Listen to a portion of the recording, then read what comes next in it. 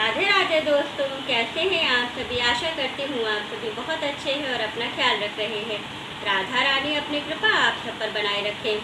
दोस्तों, आज हम बात करेंगे शारदीय नवरात्रि की, जो कि 3 अक्टूबर से शुरू हो रही है।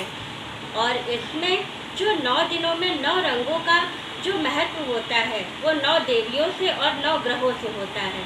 9 देवियाँ जो हमारी हैं वो भी 9 ग्रहों से संबंधित हैं, क्योंकि जो देवी जी हैं वो अजन्मा हैं।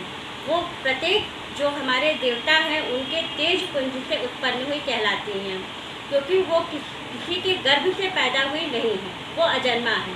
जब कभी भी धरती पर कोई इस तरह की आपत्ति विपत्ति आती है तो माँ किसी न किसी रूप में आकर के और हम सभी की रक्षा करती हैं।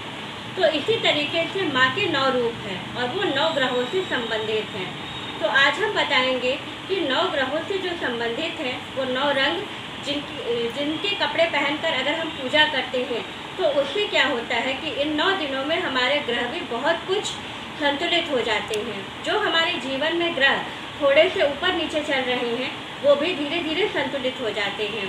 तो इसीलिए कहा जाता है कि अगर 9 दिन में आप 9 रंगों का चयन करके, माता के अनुसार 9 रंगों का चयन करके अगर आप माँ की आराधना करते हैं तो उनकी आपको विशेष कृपा प्राप्त होती है। नवग्रह इसीलिए नवरात्रि में बनाए जाते हैं क्योंकि वो नवग्रह जो है वो 9 माताओं से संबंधित है। तो इसीलिए 9 ग्रह और 9 माताओं का सम्मेलन करते हुए उनका हम स्थापना करते हैं। तो चलिए फ्रेंड्स, अब हम बताते हैं आपको कि 9 दिनों में हमें किन किन रंगों का चयन करना है और किन किन रंगों का कपड़ा पहन करके माता की आराधना करनी है। तो चलिए फ्रेंड्स, अब हम शुरू करते हैं। प्रथम दिन हम पूजा करते हैं माता शैलपुत्री की। तो उस दिन हमें, अगर हम पीले रंग का वस्त्र पहन करके पूजा करते हैं तो माँ की हमें विशेष कृपा प्राप्त होती है, क्योंकि माता शैलपुत्री जो है वो बृहस्पति ग्रह से संबंधित हैं। तो उस दिन अगर हम पीले रंग का कपड़ा पहन के पूजा करते हैं तो हमें विशेष लाभ प्राप्त होता है। फिर उसके बाद द्वितीय दिन हम क्या करते हैं, माता ब्रह्मचारिणी की पूजा करते हैं। तो उस दिन आप सफ़ेद या हरा दोनों रंग का यूज़ कर सकते हैं। तो इस दिन आप या तो सफ़ेद कलर का कपड़ा पहन के पूजा करें या तो हरे रंग का कपड़ा पहन के पूजा करें, क्योंकि हमारे यहाँ सफ़ेद नहीं पहनते हैं, इसलिए हम हरे रंग की साड़ी पहन के पूजा करेंगे। इसके बाद तीसरे दिन आता है माता चंद्रघंटा का। माता चंद्रघंटा के दिन हम पीला या भूरा रंग का कपड़ा पहन करके पूजा कर सकते हैं। अगर आपके पास भूरे रंग का कपड़ा नहीं है तो कोई परेशानी नहीं है, आप पीले रंग का कपड़ा पहन करके भी पूजा कर सकते हैं। फिर चौथे दिन हम नारंगी रंग का कपड़ा पहन के पूजा करते हैं माता कुष्मांडा का। तो उस दिन नारंगी रंग का कपड़ा पहन के अगर हम पूजा करते हैं तो माता की विशेष कृपा हमें प्राप्त होती है। फिर 5वें दिन हम माता स्कंद माता की पूजा करते हैं। फिर से आपको पीले रंग की साड़ी या पीले रंग का कपड़ा पहन करके पूजा करना है।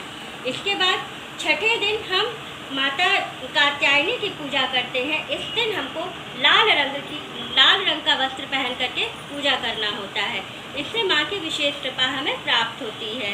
फिर 7वें दिन हम माता कालरात्रि की पूजा करते हैं। ये विशेष है क्योंकि यह शनि का प्रतिनिधित्व करती हैं, इसलिए हमें उस दिन नीले रंग का वस्त्र पहन करके पूजा करना चाहिए। कालरात्रि माता जो हैं वो शनि भगवान का प्रतिनिधित्व करती हैं, इसलिए उस दिन हमें नीले रंग का वस्त्र पहन करके ही पूजा करना चाहिए। फिर 8वें दिन माता महागौरी की पूजा करनी है। उस दिन आप गुलाबी रंग की साड़ी पहन करके पूजा कर सकते हैं।